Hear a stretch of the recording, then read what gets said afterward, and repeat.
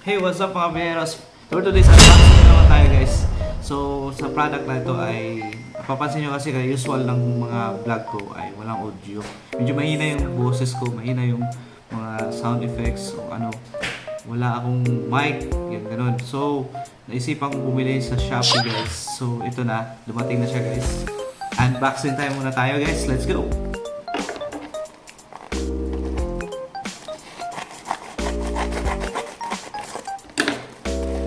Ayan.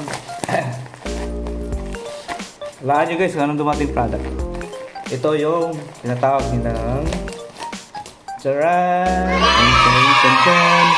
Yung Booyah B1B2 wireless mic at the same time as noise cancellation mode din siya. No?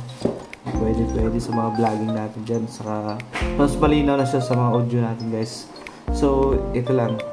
So bibili niyo sa Shopee at nabili ko lang siya ng 2,120 kasama na yung shipping fee. O yan. So let's go. Unbox na natin to. So sa front nito guys, makikita nyo ito. Yung itsura niya. Yan. So yung sa phone ko kasi, yung applied is Type-C. So tamang-tama to kasi Type-C yung ano ko. Yung phone ko. So dalawang mic yung kinuha ko. So medyo mahal na konti guys, 2,120 sama yung shipping fee. So buksan na natin guys, dito sa side view, ganyan ang view.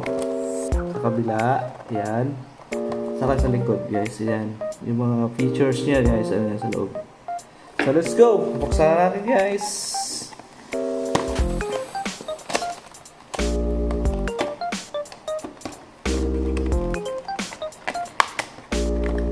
So yan. Let's go. Excited ako guys kasi lahat ng mga video pa ay magagawa ko na lang with audio na mic na ganito guys. So, ayan. Tan-tan-tan. Mahulog na agad. So, nakita nyo guys, may dalawa siyang USB cords para mag-charge yung mga mic natin guys. Tiyan. Tapos, yung Booyah connector sa phone. Ayan. Booyah connector ng phone. Ayan. So, ayan. Tsaka si mic number 1, parang lapel lang guys, may lapel. Mic number 1, tsaka si mic number 2. Oh, B1, B2. So ito, kakabit lang dito sa neck part. So sana gumana yung mga ito guys, kasi hindi ko pa talaga ito na testing, ngayon lang nabuksan. So ito siya, yung blue na button guys, yung sasabi nilang noise cancellation mode ito.